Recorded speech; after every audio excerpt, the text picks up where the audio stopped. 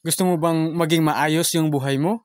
Maging yung buhay na sagana sa lahat ng bagay? Kung gusto mo ang ganyang klase ng buhay, pakinggan mo at panoorin mo ang video na ito. Pero kung bago ka pa lang sa aking YouTube channel, please naman paki-subscribe para lahat ng i-upload ko dito sa YouTube ay ma-update ka. Maraming salamat po. Yung pag-subscribe ninyo ay isa ng malaking tulong para sa akin, mga kaibigan. Ngayon unawain natin, kung gusto mong baguhin yung buhay mo, kung gusto mong makarating sa isang buhay na sagana sa lahat ng bagay, ang Diyos gusto rin niya na maabot mo ito. At dapat nating malaman na kung ano ba ang bahagi ng Diyos sa pag-abot mo sa iyong pananaw. May bahagi po ang Diyos, mga kaibigan, para maabot mo yung iyong pananaw. Unawain mo ito, kaibigan. Ang iyong mga pagkakamali ay ginagamit ng Diyos para sa iyong ikatututo. Ang plano ng Diyos ay hindi para baksakin kang lalo, para tadyakin kang lalo. Hindi yun yung gusto ng Diyos kung bakit nakakaranas ka minsan ng mga hindi na maayos na kalagayan. Ang plano ng Diyos ay para matuto ka, para maunawaan mo kung ano ang dapat at kung ano ang hindi dapat. Ang iyong ama ay nagsasara ng mga pintuan at mga daan sa iyong unahan dahil nakikita niya na ang hangganan ng mga ito ay iyong paglayo sa Kanya. Ayaw kasi ng Diyos na ikaw ay lumayo sa Kanya. Minsan, nagtatanong tayo sa ating sarili, bakit kaya ito pinagdadaanan pa namin? Bakit nawalan na ako ng trabaho? Bakit ganito na ang kalagayan namin ngayon? Bakit yung trabaho ko noon ay wala na? Minsan nagtatanong tayo sa ating sarili. Mga kaibigan, alam ng Diyos yung ating bukas.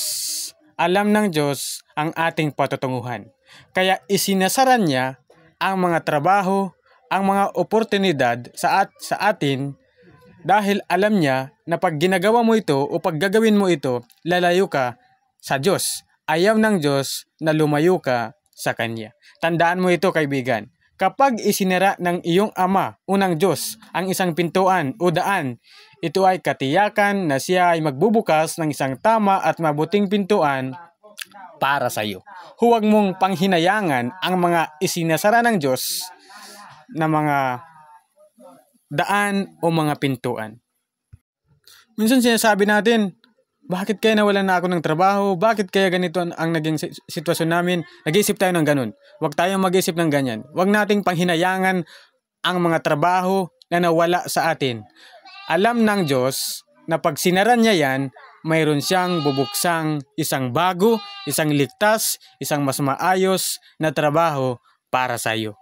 Isinasara ng Diyos ang iyong trabaho ngayon dahil gusto niyang buksan ang isa na namang oportunidad o trabaho para sa iyo. Yung bagong oportunidad na ito, mga kaibigan, ito ay mas ligtas, mas okay, mas ayos, at mas bagay para sa iyo.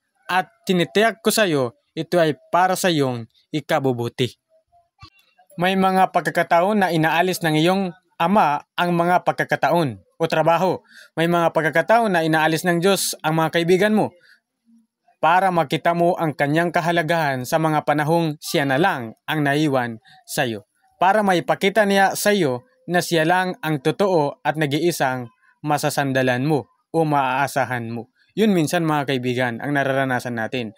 Minsan nawawalan na tayo ng kaibigan, minsan nawawalan na tayo ng trabaho. Ang layunin lang talaga ng Diyos ay ito lang.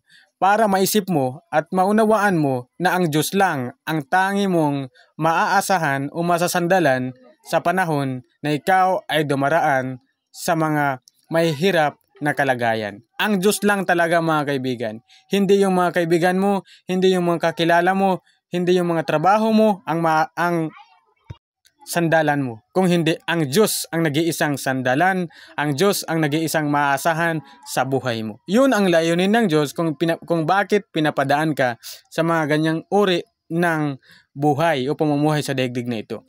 Ang gusto lang ng Diyos ay para maunawaan mo na siya lang, ang Diyos lang, ang pwede mong sandalan sa mga panahon na mahirap, sa mga panahon na nabibigatan ka.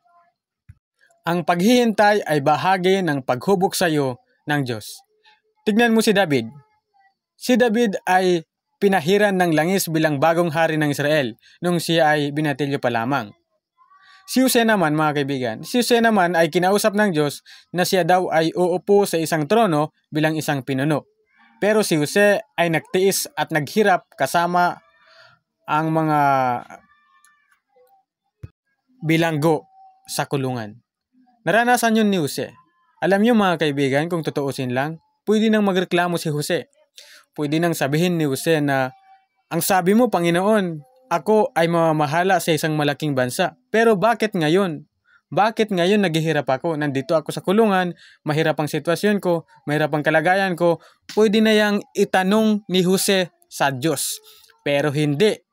Hindi niya na itanong sa Diyos ang kanyang kalagayan kung bakit hindi siya nakaupo o namamahala sa isang malaking bansa. Si Jose ay taimik at matyagang naghintay sa tamang panahon ng pagbubukas ng tamang pintuan para sa kanya. May tamang panahon. Maghintay. Tandaan po natin ito mga kaibigan. Iba yung naghihintay ka kasi mayroon kang ginagawa sa naghihintay ka nang wala kang ginagawa. Ginagamit ng Diyos ang mga kahirapan at mga kagipitan upang magkaroon siya ng panahon sa pakikipag-usap sa iyo. At upang magkaroon ka ng panahon sa pag-iisip kung ano ba talaga ang dapat at hindi dapat. Ginagamit ng Diyos ang mga kahirapan sa ating buhay para ang layunin niya ay para maunawaan mo kung ano ang tama at kung ano ang mali. Kung ano ang dapat gawin at kung ano ang hindi dapat gawin. Yun ang layunin ng Diyos kung bakit minsan pinapadaan tayo sa mga sitwasyon na mabibigat, magipit at mahirap na mga sitwasyon.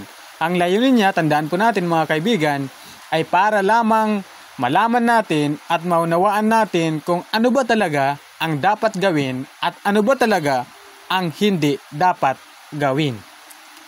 Yun po ang gusto kong ituro sa inyo mga kaibigan. Salamat at sana mayroon kayong natutunan sa ating pag-aaral na ito. Maraming salamat po sa inyong lahat. Salamat po sa inyong pag-subscribe. Salamat po sa mga nanood mula sa ibang panig ng daigdig. Salamat po sa inyong lahat at lagi po nating tandaan mga kaibigan. Mauunawaan mo ang katotohanan at ang katotohanan ang siyang magpapalaya sa iyo.